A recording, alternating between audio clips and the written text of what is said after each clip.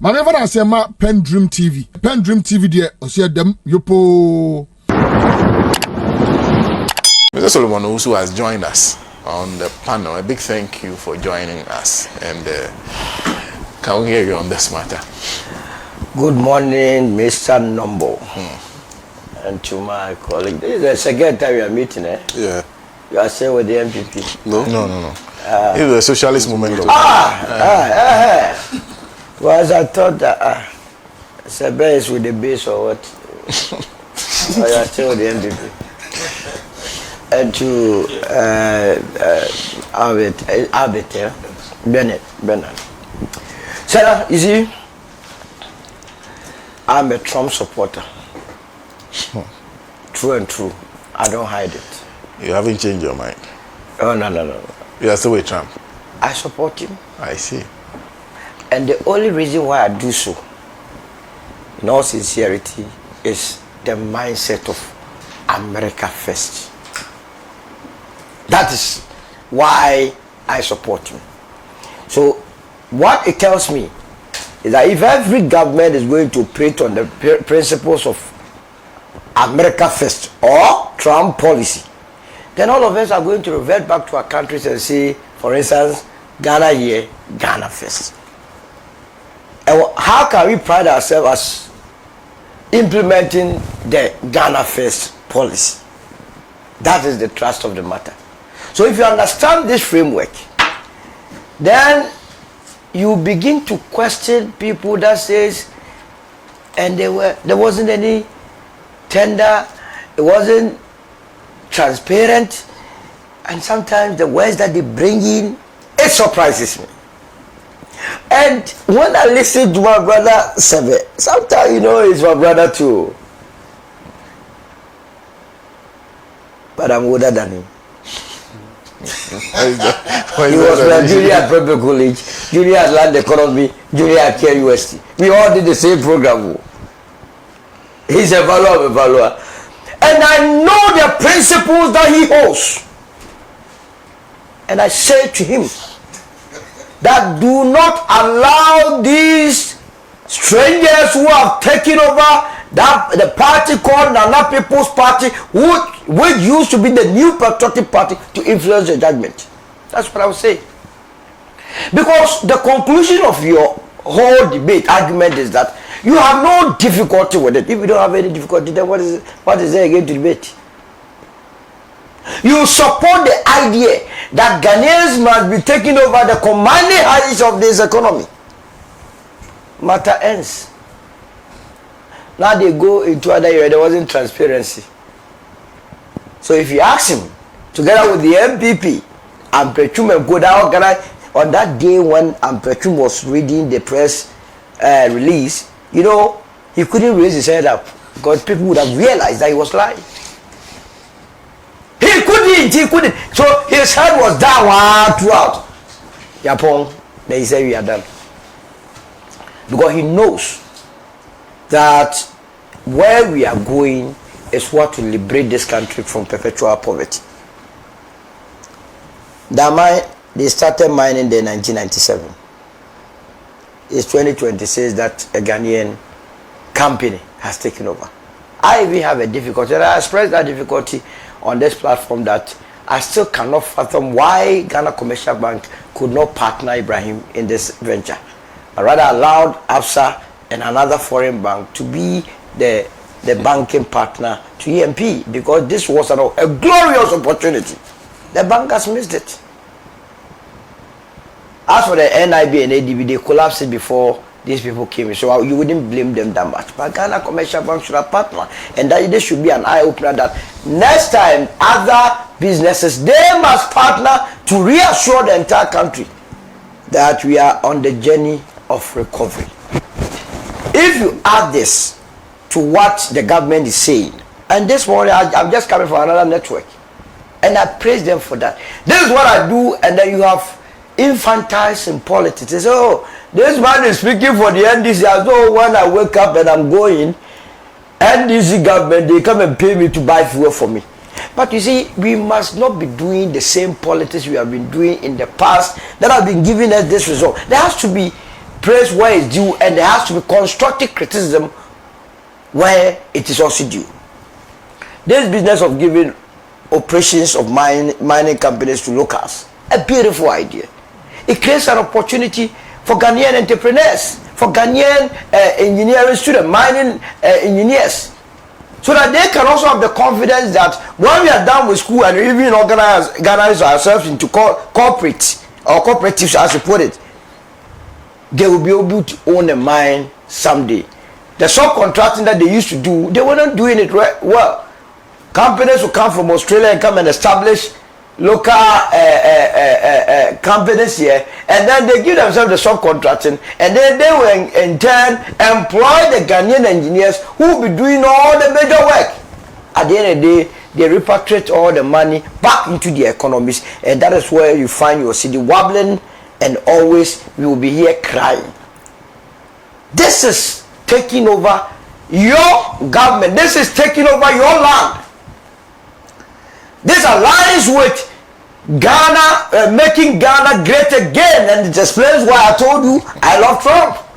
So that how would Donald Trump in the United States of America, I saw Reuters and Bloomberg reporting that Ghana says by December all operations must be given to what? Local firms. How would America, and for that matter Trump, be able to speak against such a policy? Because you have already told us it's America what? First. Isn't it beautiful? So why wouldn't you support Trump?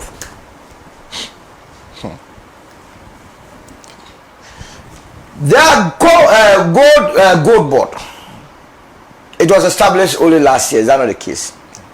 They buy their gold according to the mainly from the small scale miners. Is that not what you have been told? And that is that not what is the case?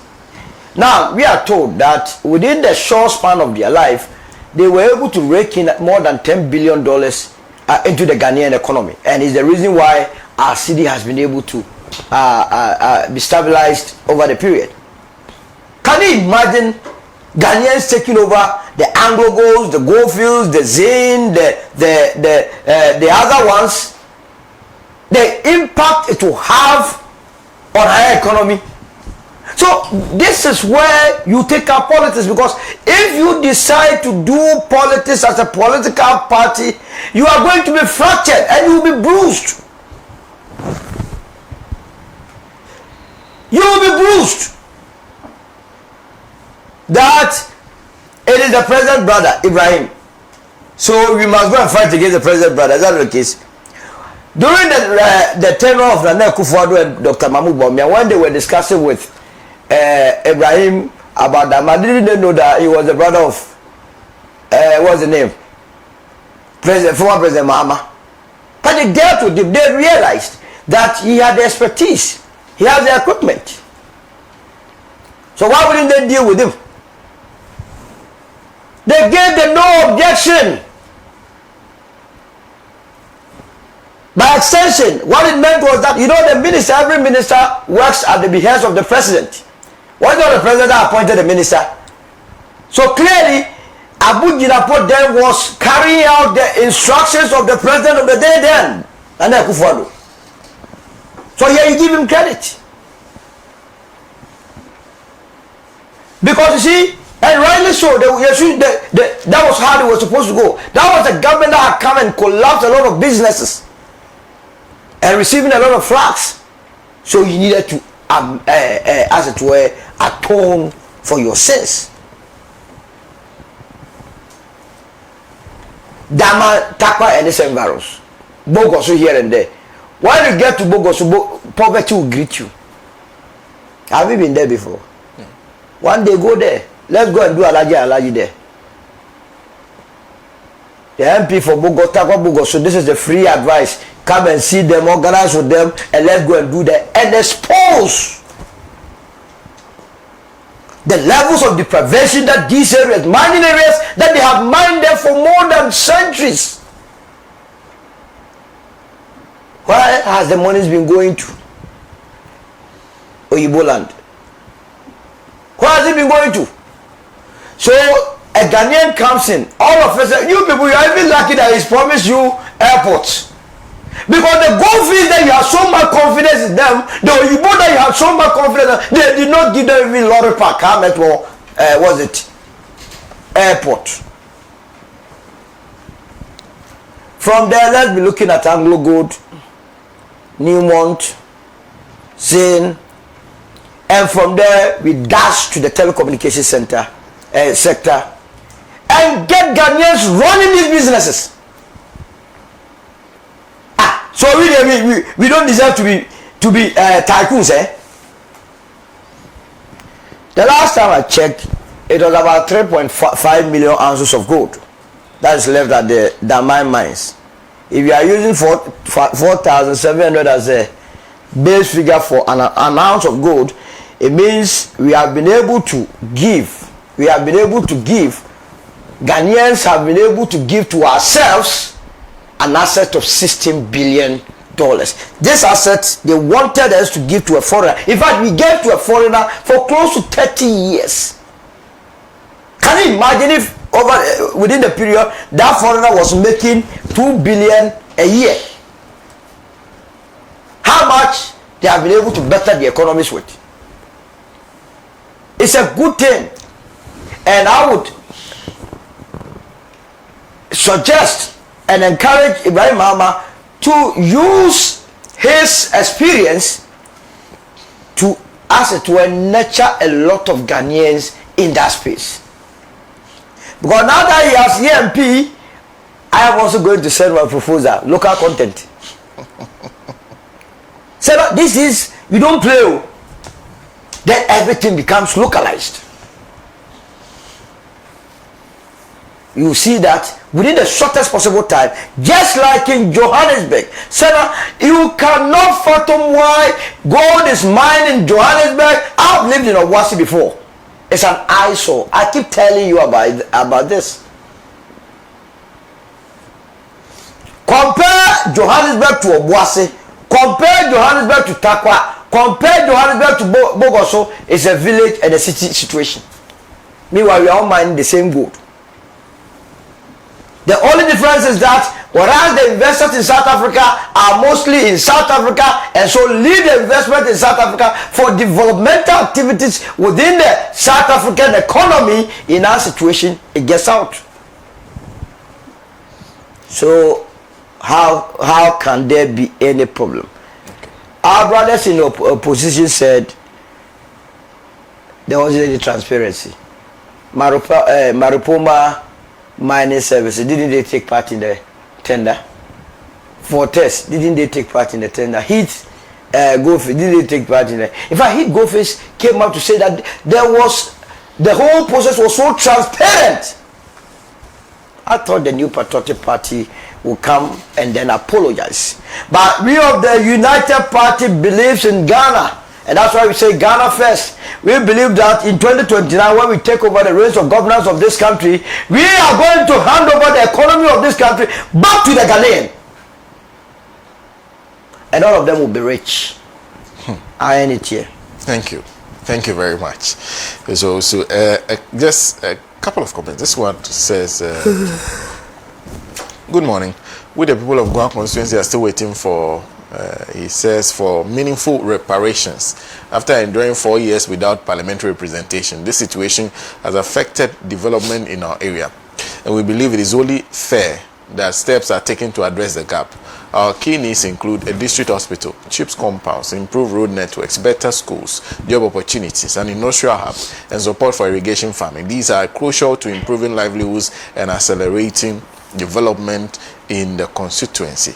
We intend to formally petition the president to consider these concerns. We also call on voices like and your panelists to help amplify our call. Our MP is committed to doing his best, and as constituents, we are ready to support him in achieving these goals.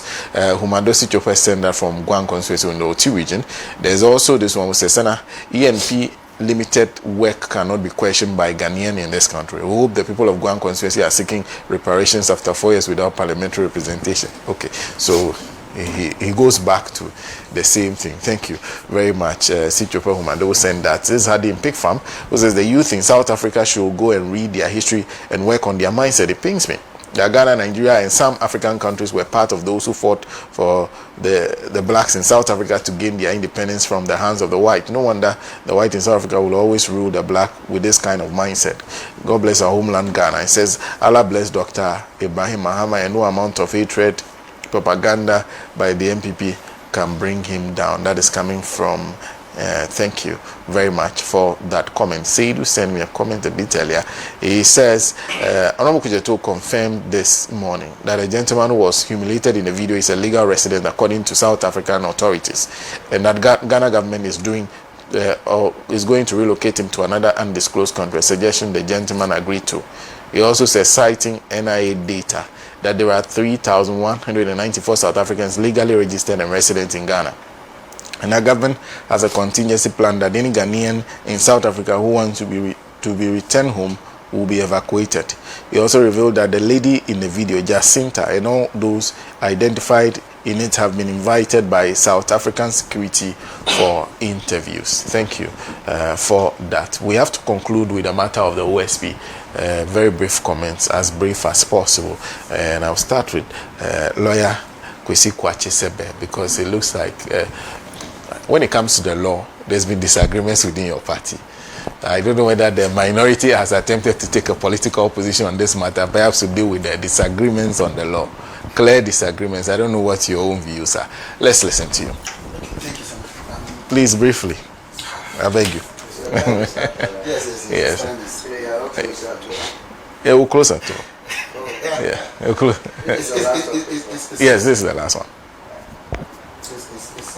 Difficult, but you see, a little problem that I have is there are no rooms for rebuttals. Okay. So when you speak first, the other opponent gets the opportunity to rebut everything that you've said, and you don't have the opportunity to. Will be the best judges. So No. Then what's the essence of a rebuttal? Please. You made your point. No, that's not it. You rightfully have stated that the no objection to Ibrahim Mahama was granted by Akufo-Addo. And you want to paint the picture as if Akufo-Addo and the NPP, they do not want Ghanaians to take over Ghanaians. No, that's what we are saying. It should just be fair. That is all. Yes. I ask questions. When he tried to intervene, so allow me. Why? So if the no objection was granted by Akufo-Addo, who then should say that NPP doesn't want Ghanaians to take over? And my learned senior rightfully said that this thing would have even gone through with NPP in power. So it defeats the argument being made as if NPP hates locals taking over and they hate Ibrahim Mahama. That cannot be the case. But there are no room for proper rebuttal. So nobody's giving another topic. How many minutes are we going to use? You are free to rebut. Don't worry. All within your that is the issue. All within my time. So why are you attacking me? Two people. Why? NDC and pro NDC. Why? Okay, I'll go on with the topic that we are dealing with. Yes, this is my position on the OSP matter and its establishment. It is clear that right from the outset of the establishment of the OSP, these challenges were known. Because you see, Ghana is governed by the 1992 Constitution.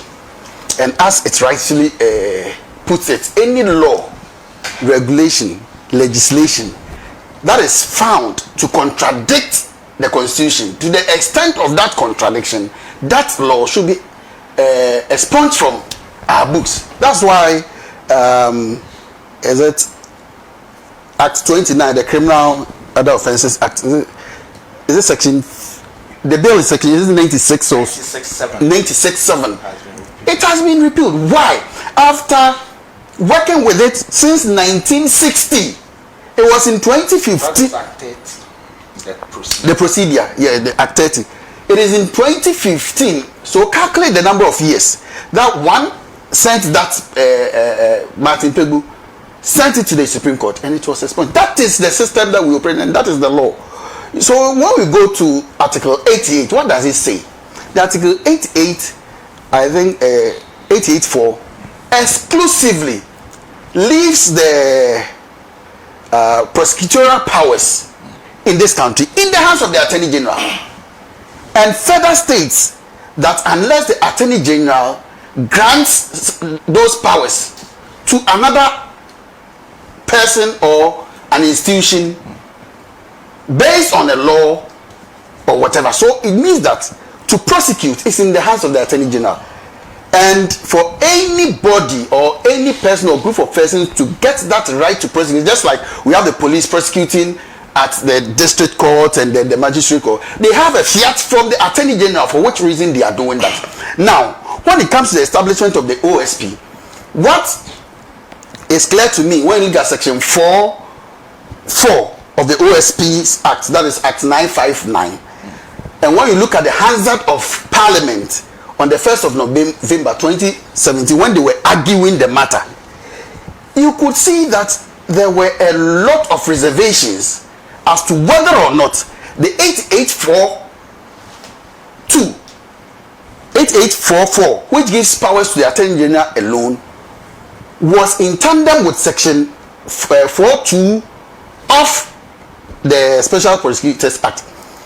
On the day, that's the 1st November 2017, amendments were made to the effect that I think the chairman for the committee, speaking in Parliament, said that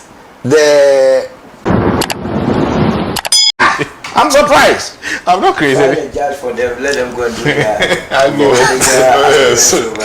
And then we can move on. The whole thing is that I have never supported the OSP's office. It's a waste of our tax revenue. But now Kisei Jabe should have been made to pack baggage and go home or go and continue at the University of Ghana Law School, because he's not bringing any value to the fight against corruption. Look, the last press conference, do you have the video here? They even exposed why he has to be sacked. That office, if the NDC really means business, if John Mahama means business in fighting corruption, they must never think of this OSP. Here was Tampuli being flanked by Duke Oforiatta at the press conference. Duke Oforiatta is the brother of Ken Oforiatta. OSP has gone to court and preferred 78 charges against Ken Oforiatta. You understand? Now, the brother of Ken Oforiatta agrees with the minority that yes, we support this OSP to prosecute my brother.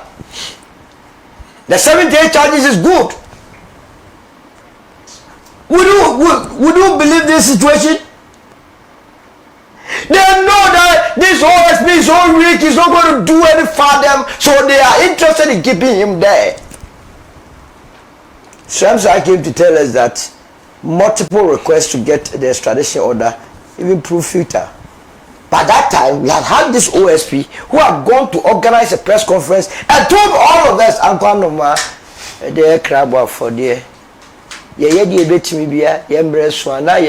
was what he said had been told you and I. But then the needful thing of extradition, he hadn't even touched it. You believe him? By the time they are done with about 10 of the charges, it's 13 years. Ken Oforiatta will be free forever. So that office, we are only expending money, paying for macho men, paying for bulletproof, paying for all sort of things without corresponding benefit to the state or the nation called Ghana. If you don't have your independence, and if because of your ego you are not going for authorization, so what is he at the office doing? I petitioned that Mahmoud Bawumia must be investigated on the 300 pickups he claimed he bought. To date, he is yet to even call him. What makes you think that he's interested in fighting corruption? By the way, I disagree with Sebe when he says Martin Pebu is a mouthpiece of the NDC. It's an unfair statement to Martin. Martin has had a lot of occasions. In fact, Martin originally is an NPP person. It's just like the last time I heard somebody say, oh, Professor Lord Mensa, all of them, they were NPP people before they realized that the NPP party had turned into the Nana People's Party. It was no longer following the ideals and principles of the founding fathers. So if today Martin Pebu is speaking the truth, that cannot be a justification to refer. You yourself, you have disagreed with your party right on this platform that the OSP's office is not as independent as they want everyone to believe, and that the Attorney General is right. Again, I don't know. I am not a lawyer, but I can agree to a situation where we think that at any given time the Attorney General must be supporting government position. What is the position of the Attorney General? Attorney General is the Minister of Justice, and what? Is it not a Minister of Justice? Yeah. If a Ghanaian goes to court, it is his duty to ensure that justice prevails. And if the justice will prevail, it will mean that I, as a citizen that has gone to court, my position is what the law says. Why might the Attorney General disagree with me? That cannot be a tenable position. He is not there to, as it were, propagate lies, propagate all the evil deeds of government, but he's there to assure all of us our justice. Let them clear to say, Jabin. Let this administration be focused. Tell of real time all the look. Can you imagine? Mustafa Hamid, he also went to court. That is his matter. He must be thrown away. You saw hundreds of millions are hanging on your neck. You came to tell us, wallahi. Now go to court and go and do wallahi. You say we should scrap. No. We can't happen like that. I will end it here. You don't have time today. Thank you very much. I really appreciate it. Uzeif. All right, thank you very much. And I'll ask you to be very brief for me. And I'll try. You see, the lawyers have spoken the legal grammar. But you see, the most important, there's one fundamental thing here. That the laws in itself, okay, are always meant to protect a certain people. The laws always can be interpreted to favor a certain group. If you look at the history of our country from the 1992 Constitution, you could clearly see that the rationale behind the Constitution was to protect the executive, was to ensure that the executive is so powerful that they wouldn't want to move away from the democracy. That was the rationale. So you could see that even the fight against corruption is still handed over to the executive, because it's the president that appoints the Attorney General. And so no matter what, it is assumed that, and the president can fire the Attorney General at any time. And so the laws always favor the executive. If you look at during Kufuor's era, look at how Chatushikata was prosecuted. Kufuor was out of the country. He came in, appointed judges to ensure that what's the name? Chatushikata was jailed. So it tells you that the laws that we have here does not protect the ordinary people, but protect the political class. And the political class are certainly not happy with any institution that will fight against corruption or that will, challenge their authority. And that is why we are here. And so you see them making all the legal arguments which are valid. But inherently within the laws is these same contradictions that the lawyers are battling amongst themselves. Just because all the time the laws must be interpreted to favor a certain people. Now, the NPP makes the accusation that the NDC does not support, wants to weaken the OSP. And my co-panelist mentioned that he supports the position that the OSP does not have true independence and that constitutionally the office of the special prosecutor needs not to exist. At the same time, the same NPP that created the office of the special prosecutor for about 4 years did not fund the office of the special prosecutor. For about over 3 years, the special prosecutor or Matiamidu was operating in a 2-bedroom apartment without staff.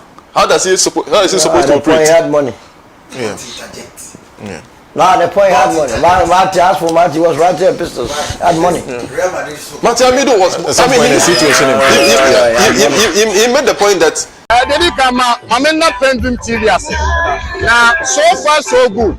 Say open online portal Ghana. Nipa share, nipa follow, nipa comment here.